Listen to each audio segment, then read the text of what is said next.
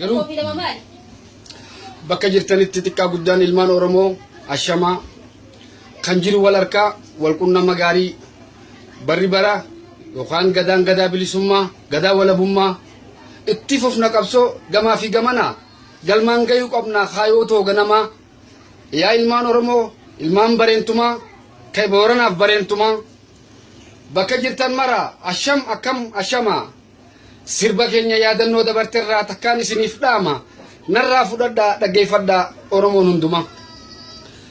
Sabni walaboome addunyaa tanarraa aduun ittiin dhiitu sadoof kananirraa hubadhaa saba koo xiqqaa guddaan martuu ulfinaaf kabajaa walabummaan qabdu haa kaanu yeroo namma haa kaanu yeroo nam dinne didaa saba koo gabrummaa haa kaanu yeroo nam daandii saayinee haa hiriirru falmaa nu fudhanne dirqama rooba caama aduu alagaaf wardiyaa ta'uun nuun fayyadu haa kaanu yeroo nam. It is time to rise up, get up, haa kaanu yeroo nam.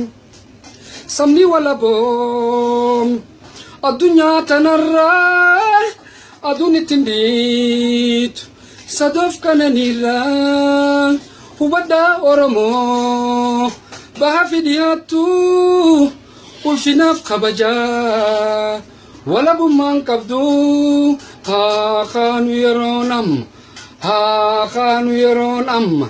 No, my bearers of my nation, the old NSC tune the dignity, the freedom hall.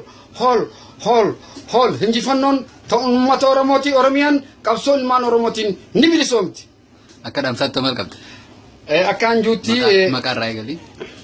Ani Abdishuu Ammaa wallistoota jiddu galeessarraa waniin dhaammachuu fedhu Oromoo maraaf bakka jirratti wal yaadannee wal yaadachiisu wal jaalala cimsu Oromummaa irratti wal jaalachuu daandii bilisummaa irratti wal mari'achuu sochii nuti goonu sossuu sabaa sochii sabaa jaalala sabaatii fi muuxannoo qeeroon Oromoo biyya keessatti hojjechaa jirtu.